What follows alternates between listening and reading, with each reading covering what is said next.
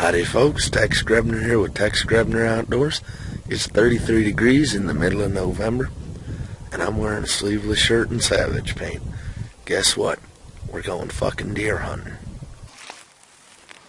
What I would not give for 200 acres of oak trees and another 200 acres of apple trees with a cabin in the middle and a couple-acre pond, land full of deer, and a pond full of big old catfish and bass. But sadly, I, like most of you, have to scrounge for deer timber. And so, every day of hunting is exactly the same. And every day of hunting is just a little bit different. Today I was hunting a cattle pasture, which had its own array of problems. Not only did I have to crawl under the electric fence, but I also had to be mindful of the farmer's bull, who was very protective of his herd. It was cold and crisp, not quite frosted. I moved as quietly as I could to cover the open ground, looking for any flash of white in the timber beyond. Take a step, listen. Take another step, listen some more.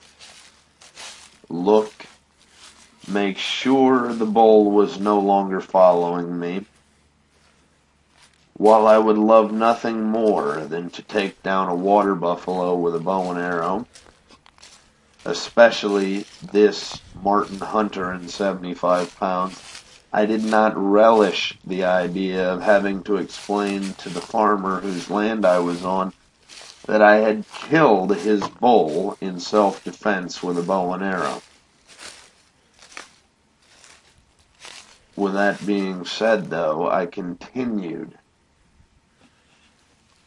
to watch and listen, incredibly excited. The cattle sadly had muddied any tracks, and discerning a deer track on a cattle path that is regularly used is not very easy.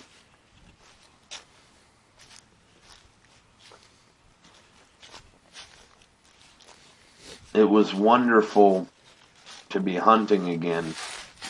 Success is irrelevant in the hunt. You must be there in order to hunt. You must live it and do it. And as I neared the thick trees, I continued to look and listen. The mystery and the excitement of the hunt was amazing. My hand ready on my arrow, preparing at any moment if a deer should jump from its bed, to draw back to anchor, pick a spot, say a prayer, and let the arrow fly. Stopping, listening, looking, and then moving again. My bare arms were torn quite often by the thorns of the wild rose that populated the cattle pasture.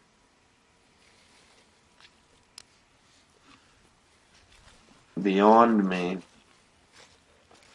I could swear that I saw the swish of a deer's tail off in the thicker brush and the taller trees.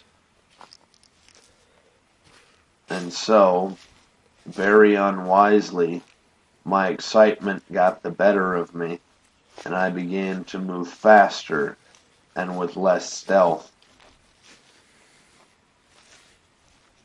It is very difficult to contain yourself when you are on the trail of an elusive animal.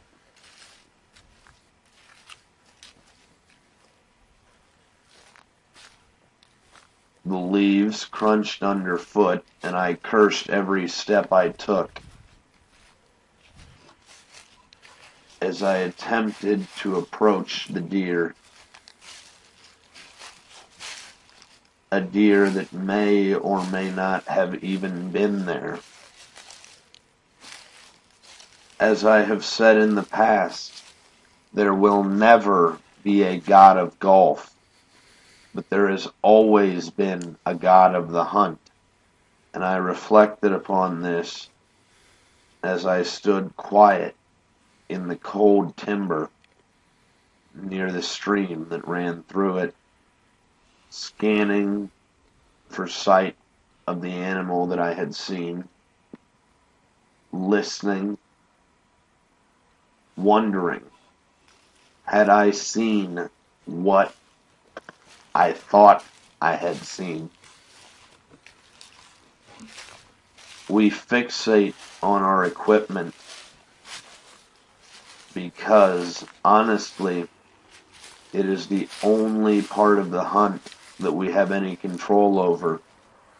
When we enter the woods, there is no guarantee that the deer will be there or that we will even get a chance.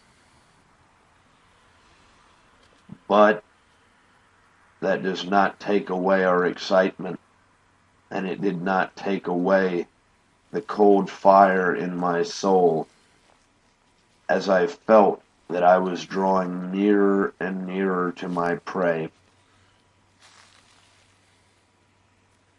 I could smell that a buck had been here. My weak human senses drinking in the scent of the timber. I could see deer tracks across in the mud of the stream. They had been here. The cattle did not come back this far into the timber, and those were deer tracks. The thorns yet again tore my arms, but the cold had numbed me, and my excitement pushed me onward, sniffing like an animal and moving like a misguided child through the woods, crunching leaves by accident, lost in my own excitement. It is rare that I am actually able to hunt. But as Hemingway said in our last installment of the Archery season 2013, to hunt is to write. And you should write as long as you have pen and paper and anything to write about. That is loosely paraphrased, of course. But as I stood, shivering with cold and excitement, fingers gripped on the bowstring, the bow in my hand, I moved yet again. The sun was slowly sinking. The leaf cover on the forest floor was growing deeper, and stealth became much more difficult. I scanned the flat across from me, wondering where the buck had gone. I could smell him before.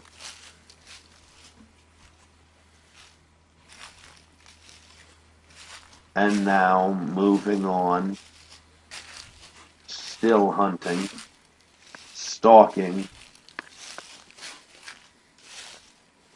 attempting to do the impossible, which is to stalk a whitetail. For while the woolly mammoth, the woolly rhino were brought to extinction by man, and the bison almost brought to extinction, the whitetail has endured years and years of hunting,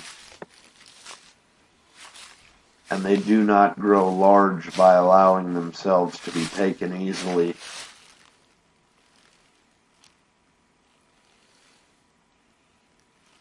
Listening now, moving then, wondering and searching.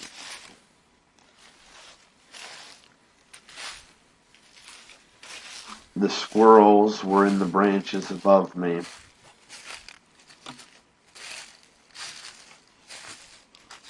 Occasionally I would hear the sound of acorns dropping,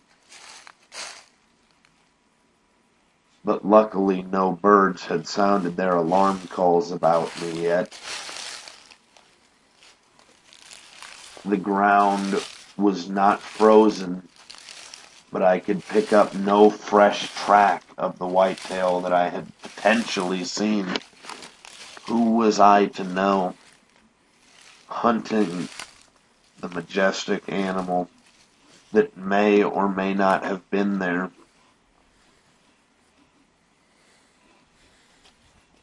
These are the things that, when fire was king, inspired religion. There is no way of knowing, and that is why it is such a great conquest to actually subdue nature and kill to prove that you still deserve to live. I continued looking, listening, and being torn by the thorns of the wild rose, wondering where had the deer gone? Could I get within range? The wind was in my face, and so I had not heard the deer snort. I had only heard rustling leaves. But as is wont to, normally the rustle of leaves announces the presence of a squirrel. Filming a hunt on your own presents a special challenge. You must not only hunt, but you must film it yourself. At the moment, I have two cameras, one facing me and one facing the front of the bow, lashed to my bow with electrical tape. The bow that I am using was a Martin Hunter in 75 pounds, a traditional laminated recurve.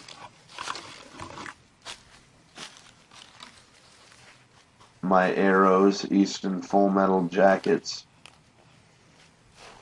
And as the moon rose, I wondered if I would get my werewolf broadhead bloody tonight, as I still had a bit of shooting light left and some ground on the property to cover.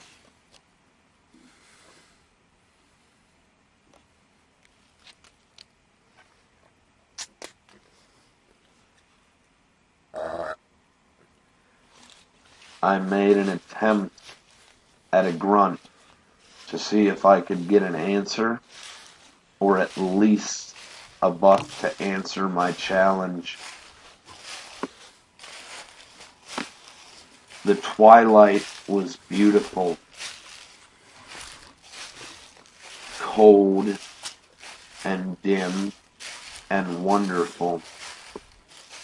My mind was savage and filled with cold excitement as I neared another thicket, curious and longing and desiring to meet with my quarry. Numbed by cold, feeling more alive than at any other time in my life, I loved the hunt because there are no guarantees. And when there is no guarantee, you know that you have worked for it if you succeed. Nothing worth doing is ever easy.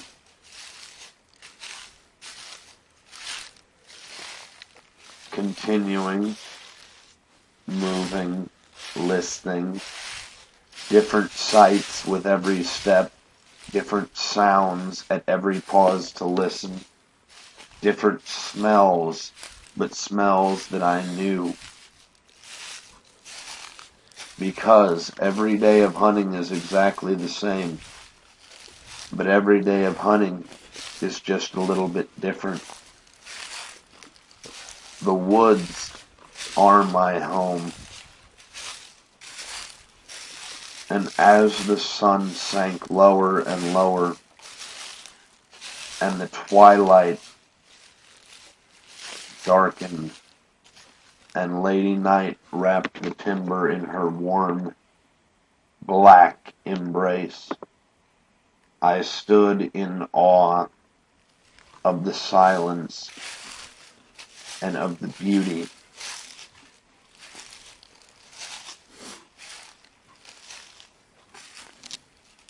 My spirit was not dampened, for I had not failed. I came to hunt, and hunt I have done.